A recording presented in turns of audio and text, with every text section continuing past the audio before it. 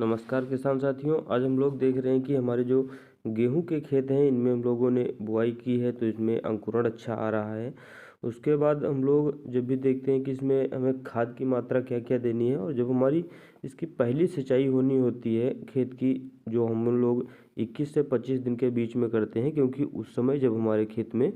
इसकी ताजमूल जड़ें बन रही होती हैं, या हम लोग कहें तो क्रांतिक जड़ें बनने के जो भी दिन होते हैं, उन दिनों में जब हम लोग इसमें खाद देते हैं और इसके साथ में जब भी इसमें हम लोग सिंचाई लगाते हैं तो उस समय इसमें नमी अच्छी हो जाती है, जिसके कारण जड़ें अच्छे से बढ़वार पा पाती हैं। तो साथियों, इसके लिए हम लोगों को विशेष तौर पर ध्यान देने वाली बात है कि हमारे जो गेहूं के पौधे हैं या जो गेहूं की फसल है, इसके लिए जो हमारा तापमान होता है वो सबसे ज़्यादा मायने रखता है। क्योंकि इसके अंकुरण के लिए जब भी हम लोग बात करें तो इसके अंकुरण के लिए तापमान में 20 से 25 सेंटीग्रेड का जो तापमान है वो सबसे अच्छा माना जाता है। और ये तापमान हमें लगभग अक्टूबर से नवंबर के महीने में जब भी होता है उस समय हमें देखने को मिलता है। और साथियों, इसमें जब कल्ले फुटाव का समय होता है तो उस समय हमें 16 से 20 सेंटीग्रेड का जो तापमान है वो इसके लिए अच्छा माना जाता है, क्योंकि उस समय हल्की ठंडक होती है जब भी मौसम में, तो उस समय इसमें फुटाव अच्छा पाया जाता है। और साथियों, इसके जो दाने बनते हैं, दाने बनते के समय इसमें 20 से 25 सेंटीमीटर का जो तापमान है वो सबसे अच्छा माना जाता है। तो साथियों, इसमें हम लोग जब भी बात करें कि जैसे कि किसान साथी कभी हमारे जो इसमें बीज दर की मात्रा रखते हैं, तो उसके लिए हम लोग बात करेंगे कि जो हम लोग सीड ड्रिल से बुआई करते हैं तो उसमें हम लोग 100 किलो पर हेक्टेयर के हिसाब से बीज दर रखते हैं। और साथियों, जब भी हम लोग थोड़ी देर से बुआई कर पाते हैं, जब हम लोग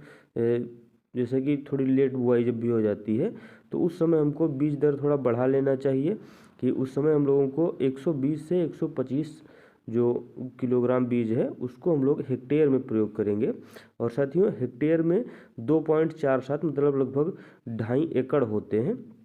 आप लोग उस हिसाब से रखिए। और साथियों, आप लोग कोशिश कीजिए कि बुआई जो भी है सीड ड्रिल से करवाएं, उससे बुआई और बुआई के साथ में जमाव और उत्पादन अच्छा प्राप्त होता है। साथियों, इसमें जब भी हम लोग खाद की बात करते हैं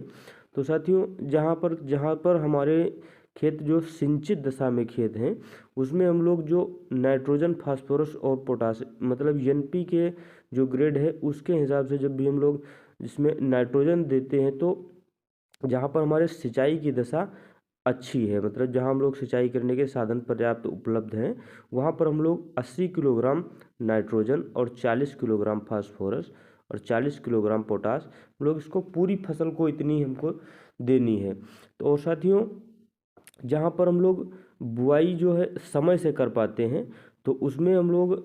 जो हमारी बौनी किस्में हैं, देसी किस्में बौनी, उनमें हम लोग 120 किलो नाइट्रोजन, 60 किलो फास्फोरस और 60 किलो पोटास, इतना हम लोग देते हैं। साथियों, जहाँ पर तो हम लोग पछेती बुआई कर पाते हैं, मतलब हमारी बुआई जहाँ पर लेट हो जाती है,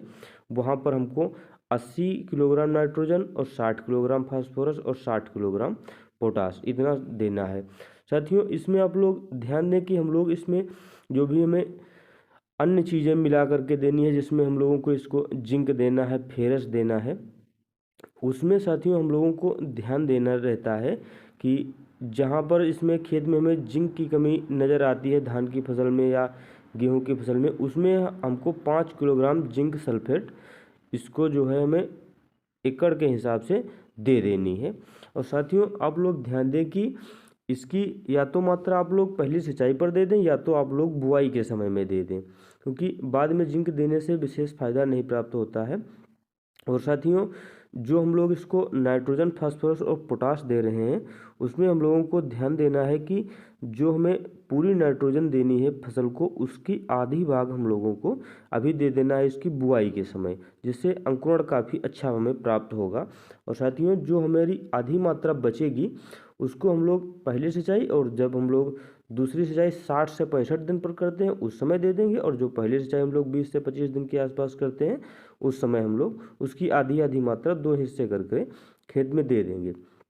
साथियों, इसके साथ में जब हम लोग पहली सिंचाई करते हैं उस समय जो हम लोग खाद की बात करते हैं तो उस समय हम लोग करेंगे ये कि हमारे कल्ले फुटाव अच्छा हो, हमारा पौधा अच्छा हो, तो उसके लिए हम लोगों को जो हम लोग पहली सिंचाई करते हैं उस समय हम लोगों को ध्यान देना है। तो उस समय हम लोगों को करना ये है कि जब हम लोग उसमें यूरिया के साथ में जब भी अन्य चीज़ें देते हैं तो अन्य चीज़ों में हम लोगों को माइक्रोफूड 5 किलो, ह्यूमिक 1 किलो जो पाउडर नुमा होती है, और साथियों इसमें अच्छे कल्ले फुटाव हो इसके लिए हम लोगों को नाइट्रोबेंजीन जो तत्व हमारा आता है उसका प्रयोग इसके साथ में करना है। यहाँ पर हम लोग इसको दे देंगे तो इसका फुटाव अच्छा प्राप्त हो जाएगा, और उससे साथियों हमारी फसल जो है ये काफ़ी अच्छी ग्रोथ पा करके अच्छी तरीके से तैयार होगी, जिससे हमारी बालियाँ काफ़ी लंबी आएंगी और दानों का भराव अच्छा होगा। किसान साथी हमारे ध्यान दें कि जो भी किसान साथी हमारे इसमें पोटास का प्रयोग नहीं करते हैं तो उनसे अनुरोध है कि आप लोग पोटास का प्रयोग जरूर किया करें गेहूं की फसल में, क्योंकि साथियों दाने की चमक पोटास पर ही निर्भर